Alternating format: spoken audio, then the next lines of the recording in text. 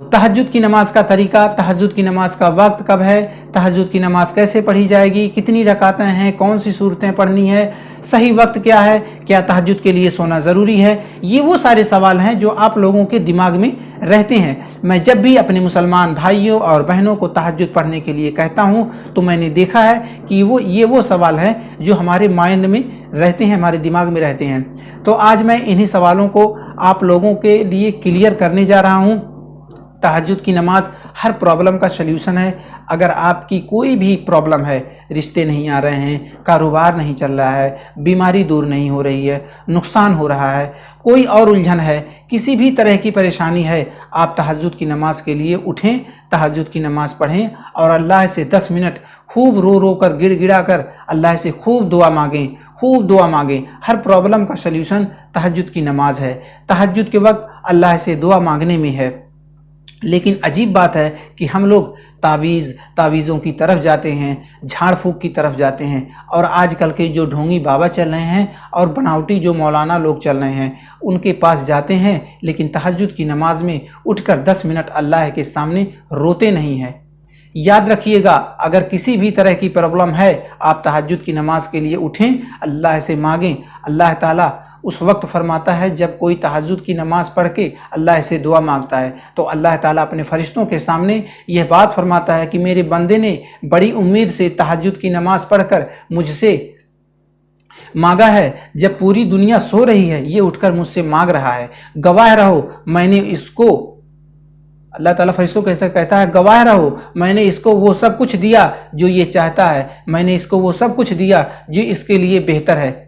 हमें तहज्जुद की नमाज पढ़ना चाहिए। अब तहज्जुद की नमाज का तरीका क्या है? तहज्जुद की नमाज का तरीका बहुत आसान है, लेकिन उससे पहले अब आपको मैं बता दूं तहज्जुद का वक्त कब शुरू होता है। तो देखिए, इशा की नमाज पढ़ने के बाद तहज्जुद का वक्त शुरू हो जाता है, लेकिन उसमें एक मसला पैदा होता है कि जब आप इशा की नमाज पढ़ लें तो आपको चाहे 1 ही मिनट सोना हो या चाहे ऊँघ ही आ जाए, इस तरीके से जो झटके में गिर पड़ते हैं उतना ही सोना, क्योंकि तहज्जुद की नमाज पढ़ने के लिए सोना शर्त है। अगर आप सोएंगे नहीं तो आपकी नमाज ही नहीं शुरू होगी, क्योंकि जैसे नमाज में शर्त होता है इसी तरीके से इस तहज्जुद की नमाज के लिए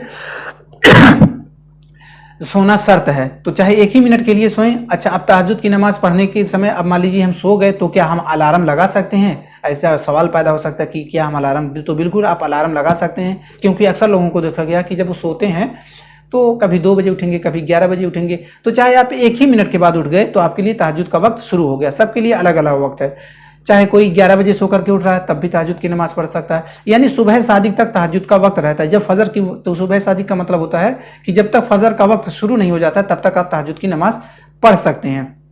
तो यानी कम से कम सोना आपके लिए शर्त है, चाहे 1 ही मिनट के लिए सोएं। 1 ही मिनट के लिए सो गए तो आपका वक्त शुरू हो गया। अब आप नहीं उठ पाई, 2 घंटे बाद उठे, 4 घंटे के बाद उठे, यानी फजर का वक्त शुरू होने से पहले जब भी आप उठते हैं तो आपके तहज्जुद की नमाज पढ़ सकते हैं। अब इसमें अलार्म लगाने की बात आती है तो बिल्कुल आप अलार्म लगा सकते हैं, कोई मसला नहीं है। दूसरा सवाल है तहज्जुद में कितनी रकात हैं। तो देखिए, तहज्जुद में 2 रकात से लेकर के 8 रकात हैं। हुजूर सल्लल्लाहु अलैहि वसल्लम से जो साबित है वो 8 रकात साबित है। तो अगर आप 2 रकात पढ़ना चाहते हैं, क्योंकि हुजूर सल्लल्लाहु अलैहि वसल्लम अक्सर जो है 8 ही रकात पढ़ते थे और कभी कभी 2 रकात पढ़ लिया करते थे, तो आप 2 रकात से लेकर के 8 रकात पढ़ सकते हैं, लेकिन इसको 2-2 रकात करके पढ़ना है, ठीक ना।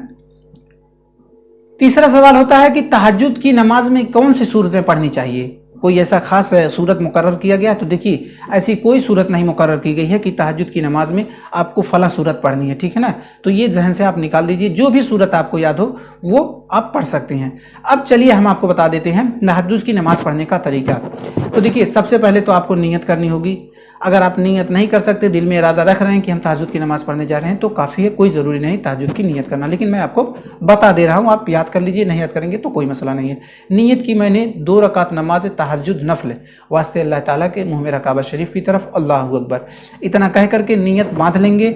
नीयत बांधने के बाद सबसे पहले आपको सना पढ़ना है, जिस तरीके से बाकी नमाज़ों में पढ़ते हैं।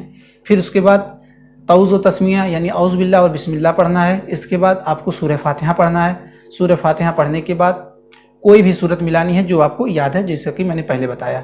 इसके बाद रुकू और दोनों सजदा करके 1 रकात मुकम्मल करेंगे और खड़े हो जाएंगे।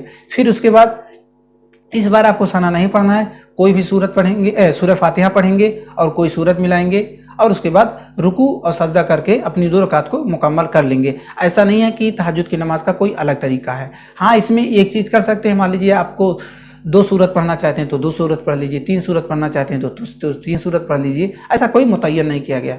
तो बस बाकी नमाज़ों की तरह जैसे बाकी नफल नमाज होती है बस उसी तरीके से होता है, बस खाली दिल का इरादा बदल जाता है और टाइमिंग बदल जाती है।